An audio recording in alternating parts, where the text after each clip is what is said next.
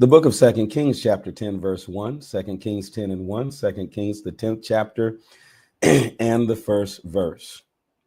And that should be saying easy English Bible, not easy to read, because we've already done that.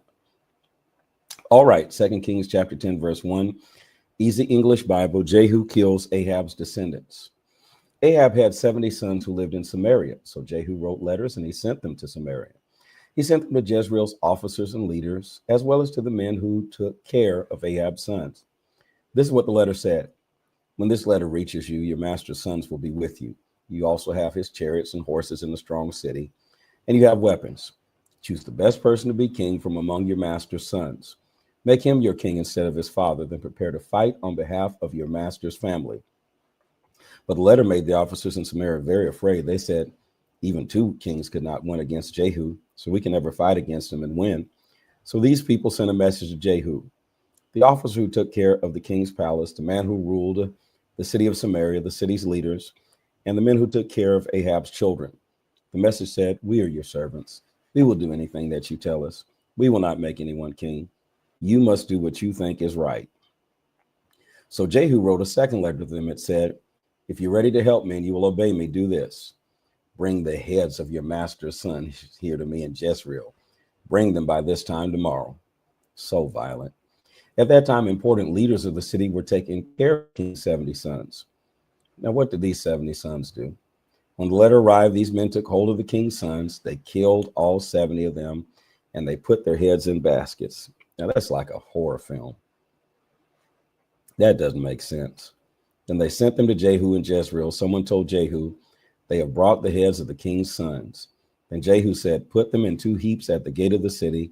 Leave them there until the morning. Nasty.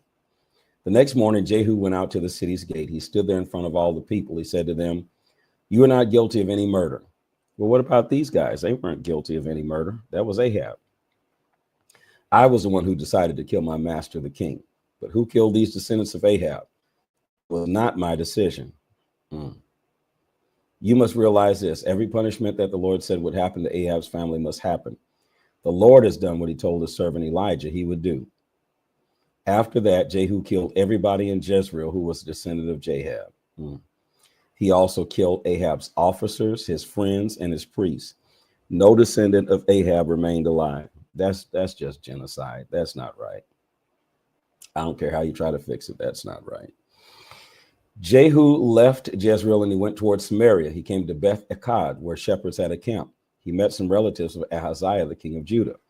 Jehu asked him, who are you? They said, we're relatives of Ahaziah. We're going to Jezreel to visit the families of the king and his mother. Jehu said to his men, catch them, but do not kill them. So they took hold of them. Then they killed them all near the well of Beth Eked. They killed 42 people. That's not so that none of them remained alive. This is just so upsetting. When Jehu left Beth Eked, he met Rechob's son, Jehonadab. He was coming to meet Jehu. Jehu said, hello, do you trust me as I trust you? Jehonadab answered, yes, I do. Jehu replied, then hold your hand out to me. So he did that, and Jehu pulled him up into his chariot. Jehu said, come with me. You will see what I want, that I want to serve the Lord faithfully. So Jehonadab rode with Jehu in his chariot. Jehu arrived in Samaria. He killed all the descendants of Ahab who were still alive in Samaria. The Lord had told Elijah that this would happen. Jehu removes false prophets. Then Jehu called all the people to come together. He said to them, Ahab served Baal, but he did not do it very well. But I, Jehu, will serve Baal much better. So tell all the prophets who serve Baal to come here, as well as all Baal's servants and his priests. Make sure that they all come. I want to offer a great sacrifice to Baal. If any of them does not come, I will punish him with death. But Jehu was deceiving them. He wanted to kill all Baal's servants. He gave a command, prepare a special day when we all worship Baal. So Jehu's servants told everybody about it. Jehu sent, and all this killing is not taking out the idolatry. That's not changing the hearts. You all should know that by now. Killing people is not going to change the hearts. Everybody's going to die one day. So that's not changing anybody. The heart has to change. Killing folks is not going to do that. You can't scare people into doing right. Jehu sent a notice to everyone in Israel. All the servants of Baal came to the meeting. There was nobody who did not come. They all went because you said you're going to kill them if they didn't come. They all went into the temple of Baal so that it was completely full of people. Then Jehu said to the man who took care of the special clothes, bring out the robes for the servants of Baal to wear. So the man brought out the robes for them. Then Jehu and Rekab's son Jehonadab went into the temple of Baal. Jehu said to the servants of Baal, look around carefully. Be sure that there are no servants of the Lord here with you. There must only be servants of Baal here. So they went into the temple to offer sacrifices and burnt offerings. But Jehu had put 80 of his men outside the temple. He said to them, do not let any of these men escape. If you let them escape, I will punish you with death. When Jehu had finished offering the sacrifices, he said to the guards and the soldiers, go into the temple and kill all Baal's servants. Do not let any of them escape. So the guards and the soldiers used their swords to cut all the people down. They threw the dead bodies out of the temple. Then they went into the inside room of the temple. They took out the stones from the house of Baal and they destroyed them. They broke the special stones pillar of Baal and they destroyed the temple, but still use it as a toilet even today. That is how Jehu stopped people from worshiping Baal in Israel. But Jehu did not turn away the sins of Nebat's son Jeroboam. Jeroboam had caused this. Now, I don't agree with that. Now, if he did all of this stuff and killing all these folks off, what do you mean he didn't turn people away from the sins of Nebat's son Jeroboam? Jeroboam had caused Israel to worship images of calves.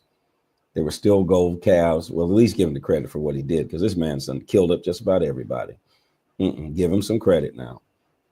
There were still gold calves at Bethel and Dan, yeah, but he got rid of everything else. The Lord said to Jehu, you have done well. You have done the things that I say are right. You have punished Ahab's family in the way that I wanted. That's what y'all are saying. So your descendants will be the kings of Israel for 4 generations. But Jehu was not careful to obey completely the law of the Lord Israel's God. He did not turn away from the sins of Jeroboam, which he had called Israel to do. In those days, the Lord began to make Israel's land smaller. King Hazael of Syria could attack the Israelites anywhere in their land, east of the Jordan River. He took from them all the land of Gilead, that included the land that belonged to the tribes of Gad, Reuben, and Manasseh. Hazael took all the land away from Orior along the Arnon Valley to Gilead and Bashan. The other things that happened while Jehu was king are written in a book. The book is called The History of Israel's Kings. It tells about all the great things that Jehu did. Jehu died and they buried him with his ancestors in Samaria. King Jehoahaz became king after him. Jehu ruled over Israel, king of Samaria, for 28 years. Excuse me. 2 Kings chapter 11, Queen Athaliah and King Joash. Ahaziah's mother, Athaliah, heard the news that her son was dead. So she started to kill all the royal family. Jehosheba was the daughter of King Jehoram of Judah and the sister of Ahaziah. When Athaliah's servants had come to murder the royal sons, Jehosheba took Ahaziah's son Joash away and she hid him. She put him in a bedroom in the temple to hide him from Athaliah. So Joash stayed alive. Joash and his nurse stayed safely in a room in the Lord's temple while Queen Athaliah ruled Judah for 6 years. In the 7th year that Athaliah ruled Judah, the priest Jehoiada asked some of the king's officers to come to him. They were officers of army groups, the king's special guards, and the palace guards. They came to meet Jehoiada in the Lord's temple. There he made a promise to agree with this idea. Then he showed the king's son Joash to them. Jehoiada said to the officers, this is what you must do. The men who come to work on the Sabbath day must make 3 groups. One group will keep the palace safe. Another group will stand at the sur gate. The third group must stand at the gate behind the special guards. 2 groups of soldiers who would not come to work on the Sabbath day must do this. They must be guards at the Lord's temple. They must keep the new king safe. You must stand around the king. Each man must hold his weapon in his hand. If anyone comes near to you, you must kill them. You must stay near to the king everywhere that he goes. Y'all just love killing. The officers of the army groups did what Jehoiada the priest told them to do. Each officer brought his group of men to Jehoiada. That included the men who worked on the Sabbath and those who did not. Then Jehoiada gave some weapons that were in the Lord's temple to the officers. He gave them the spears and the shields that had belonged to King David. The guards held their weapons in their hands. They stood around the king to keep him safe. They stood in a line from the south side of the temple to the north side. They were around the altar at the front of the temple. And Jehoiada brought the king's son out of the temple room. He put the crown onto Joash's head. He gave him a copy of the royal covenant. They poured olive oil on his head to show that he was now the king. They clapped their hands and they shouted, "May the king have a long life." Queen Athaliah heard the soldiers and the people as they were shouting.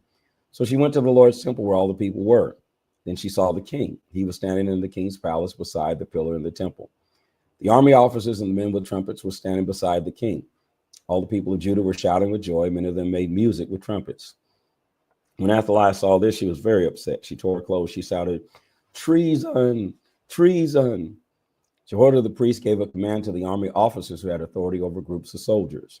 He told them, "Bring her out of the temple to the line of guards outside. Use your swords to kill anyone who follows her." That was because Jehoiada said, "You must not kill her inside the Lord's temple." So they took hold of Athaliah. They took her through the gate of the king's horses into the yard of the palace. They killed her there. Jehoiada prepared a covenant with the Lord. All the people and the king agreed to serve the Lord as his people. The people also agreed to serve the king faithfully. Then people everywhere in the country went to the temple of Baal. They destroyed it. I thought Jehu had already destroyed it. They completely knocked down its altars and idols. They killed Baal's priest Matan in front of Baal's altars. Then Jehoiada the priest put guards to keep the Lord's temple safe. Now, is this the temple in Jerusalem or another temple in Samaria? Okay, Jerusalem. Jehoiada took with him the officers of the army groups, the king's special guards, the palace guards, and all the people. They went together to bring the king down from the Lord's temple into the palace. They went into the palace through the gate of the king's royal guards and sat Joash on his throne as king. All the people were happy. There was no longer any trouble in Jerusalem. Yeah, so that's Jerusalem. Now that Athaliah was dead. They had punished her with death at the palace, and Joash was 7 years old when he began to rule Judah as king.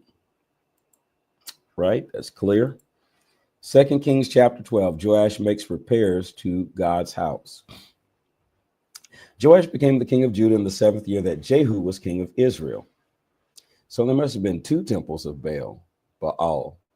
Jehu tore down one, and Jehoiada tore down another, I guess, or unless it's two different temples, or that's a Bible study question. Okay. Joash ruled in Jerusalem for 40 years. His mother's name was Zibiah. She came from Beersheba. Jehoiada the priest taught Joash to do what was right. So Joash pleased the Lord all through his life. But Joash did not remove the altars on the hills. The people continued to offer sacrifices and to burn incense on those altars.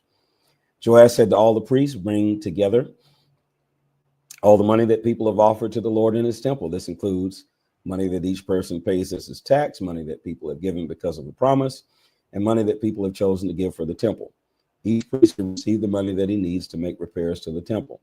When he sees that something is broken, he can use some of the people's money to mend it." When Joash had been king for 23 years, the priests still had not made any repairs to the temple. So King Joash called Jehoiada and the other priests to come to him. He said to them, "You've made no repairs to the temple yet. Why not? Do not take any more of your people's money. It must only be used to make repairs to the temple." The priests agreed that they would not make any more money from the temple. They agreed that they would not make repairs to the temple themselves. Jehoiada the priest took a large box and he made a hole in the top of it. He put it outside the entrance of the temple on the right side of the altar. The priest who were guards at the temple door took care of the box. When people brought gifts of money to the Lord's temple, the priest put the money in the box. Whenever there was a lot of money in the box, I guess I was trying to say all those words at the same time. Whenever there's a lot of money, okay, so let's read it where it's not just one word. Whenever there was a lot of money in the box. There we go. The king's secretary and the leader of the priests counted the money. Then they put those gifts for the temple into bags. When they knew how much money was there, they gave it to the men who had authority over the work. Then those men paid the carpenters and the builders who were working on the Lord's temple. They also paid the men that cut the stones and the men who used the stones to build with. They bought wood and they bought stones that people had cut to use for the repairs of the Lord's temple. They used the money to pay for any work on the repairs. But they did not use any of this money to buy things that they used in the temple. This included silver bowls, small tools that they used for the lamps, bowls for water, trumpets, and anything else that was made with silver or gold. Instead, they used all the money to give to the men who had authority over the repairs to the Lord's temple. Those men did not have to give a report on how they used the money. People knew that they were honest men. That's interesting. But the money that the people gave when they made a guilt offering or a sin offering belonged to the priests. it did not pay for the repairs on the temple. At that time, Hazael, the king of Assyria, attacked Gath. His army took the city for him. Then King Hazael decided to attack Jerusalem. Joash, the king of Judah, took all the valuable things that he and his ancestors had given to God. Those ancestors were the kings of Judah, Jehoshaphat, Jehoram, and Ahaziah. He also took gold that was in the palace and in the temple. He sent all those valuable things to Hazael, king of Syria.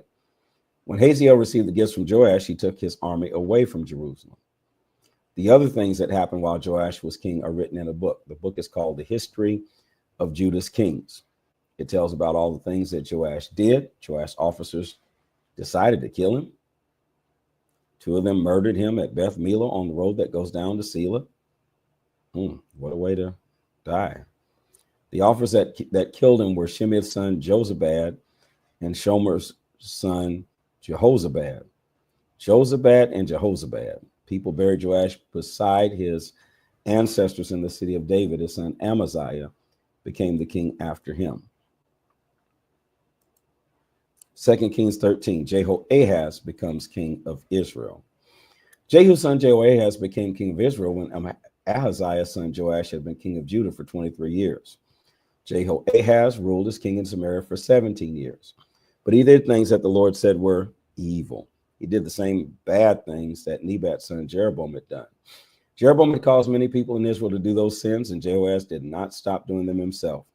So the Lord was very angry with Israel. For many years, the Lord put the Israelites under the power of King Hazael of Syria and his son Ben-Hadad.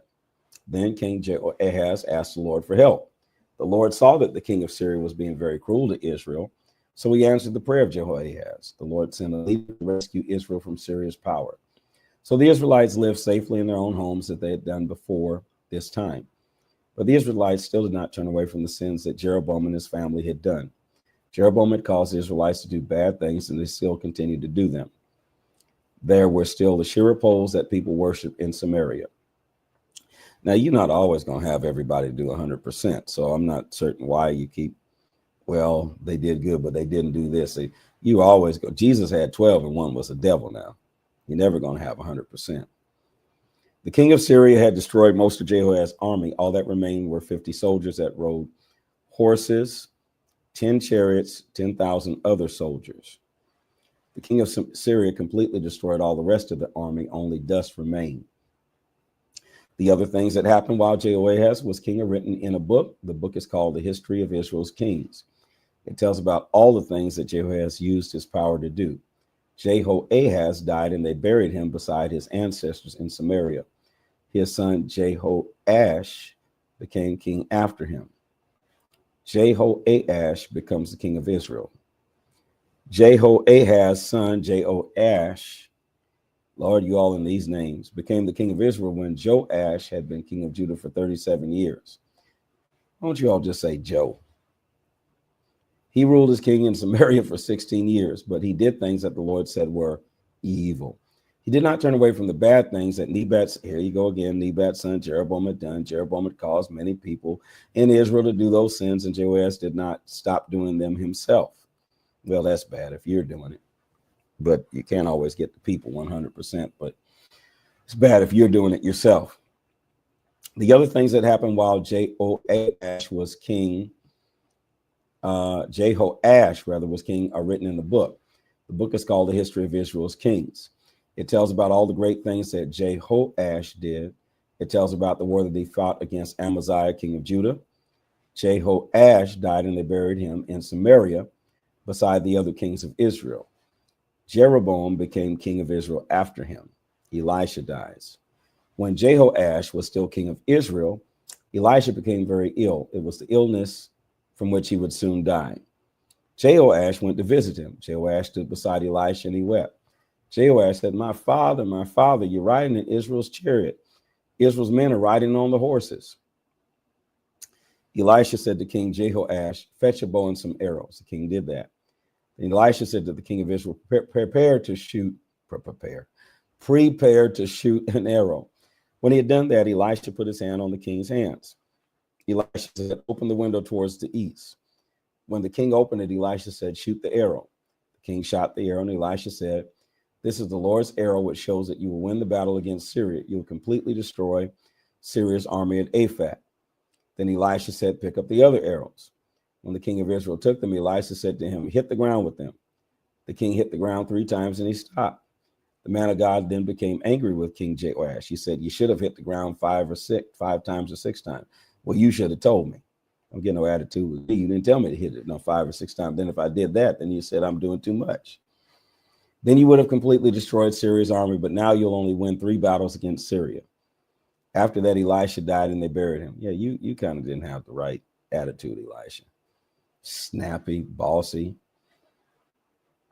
Oh, goodness. Every year in spring, groups of fighters from Moab came to attack places in Israel. One day, some Israelites were burying a man who had died. While they were doing that, they saw a group of fighters from Moab, so they quickly threw the dead body into Elisha's grave. When the body touched Elisha's bones, the dead man became alive again. He jumped up and he stood there. All the time that King Jehoahaz was king of Israel, King Hazael of Syria was cruel to the Israelites.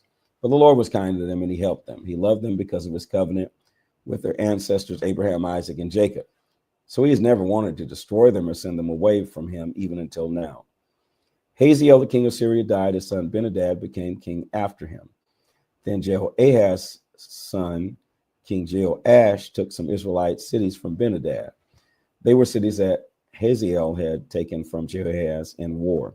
King Joash won 3 battles against Ben-Hadad, and he took back those cities for Israel. Okay, can we get away from all these names? Jehoahaz, Jehoash, and Joash, everything. He's 14. Amaziah becomes king of Judah. Joash, I guess not. Joash's son, Amaziah, became the king of Judah when, here we go, Jehoahaz's son, Joash, had been king of Israel for 2 years. I guess God said, no, you're not going to get finished with them. Can't get rid of them. Amaziah was 25 years old when he began to rule as king. He ruled in Jerusalem for 29 years. His mother's name was Joadin. She was from Jerusalem. Amaziah did the things that the Lord said were good. He lived in the way that his father Joash had done, but he did not do as well as his ancestor, King David, had done. He did not remove the altars on the hills. The people continued to offer sacrifices and burn incense on those altars. Amaziah made himself strong to rule his kingdom with authority. Then he killed the officers who had murdered his father, King Joash. But he did not punish their sons with death. He obeyed the Lord's command that was written in the book of law, the law of Moses. The command says, do not punish fathers with death when their sons did bad things, right? Do not punish children with death when their fathers do bad things, right? Each person must die only because of his own sins. Finally, you're saying something that makes sense.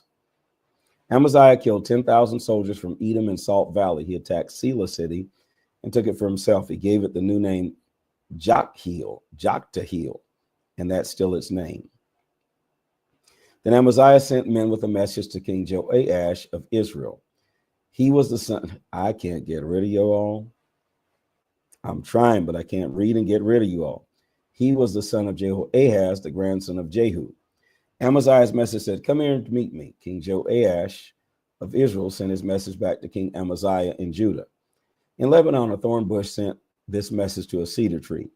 Please give your daughter to my son to be his wife. The wild animal of Lebanon came and knocked down the thorn bush. It walked all over it. Yes, you won the fight against King Edom, but do not boast about your power. You may be very happy, but stay at home. Do not fight. Try to fight against us. If you do that, you will cause trouble that destroys both you and your kingdom, Judah. But Amaziah did not accept Joash's message.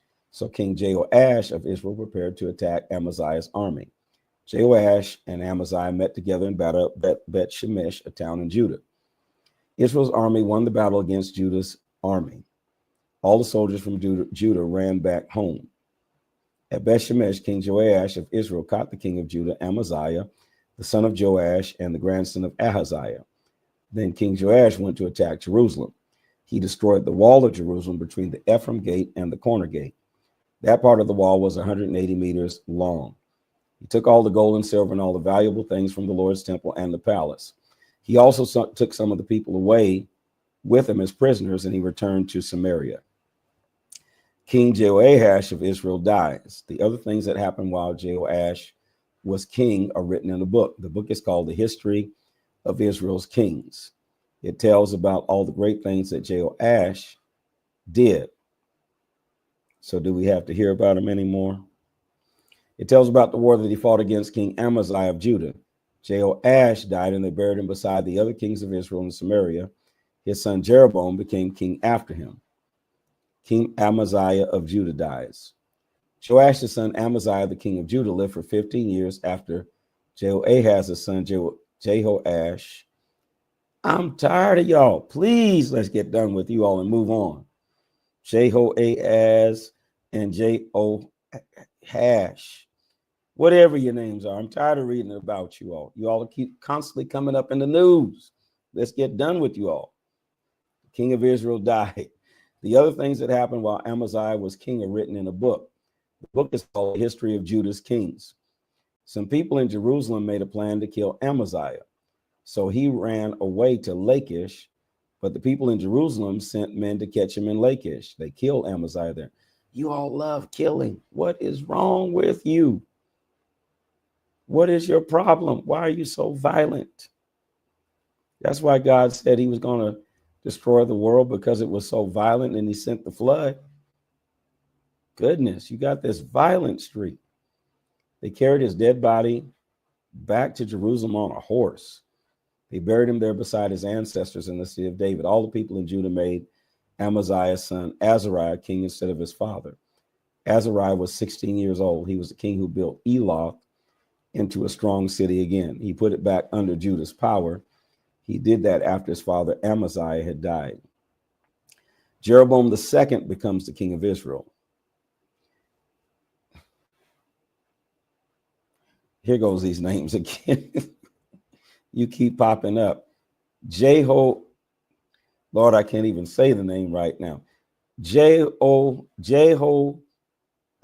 son Jeroboam became the king of Israel when Joash's son Amaziah had been king of Judah for 15 years. Jeroboam ruled for Israel for 41 years in Samaria. That's a long time. These people are ruling some long years. Goodness, not just 2 or 3 years, 5 years, 10 years, but goodness, 30 and 40 years. He did the things that the Lord said were evil. Lord, the people had to be up under that. He did not turn away from the bad things that Nebat's son Jeroboam had done. He had caused many people in Israel to do those sins.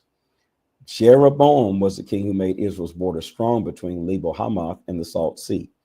The Lord Israel's God had already told his prophet Jonah that this would happen. Jonah was the son of Amittai, and he came from Gath Hepher. Everyone in Israel had a lot of trouble and pain, whoever they were. There was no leader who could rescue them. The Lord had seen this, so he helped Jeroboam. Now, what kind of pain is this? Is this physical sickness? Everyone in Israel had a lot of, trouble and pain, whoever they were. That sounds like some kind of spell or curse. 27, the Lord had never said that he would completely remove Israel from the earth, so he gave Jehoahaz's son Jeroboam the power to rescue them.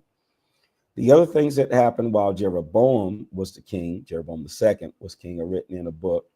The book is called The History of Israel's Kings. It tells about all the great things that Jeroboam, I'll just say the second, did. It tells how he fought battles to get back power for Israel over Damascus and Hamath.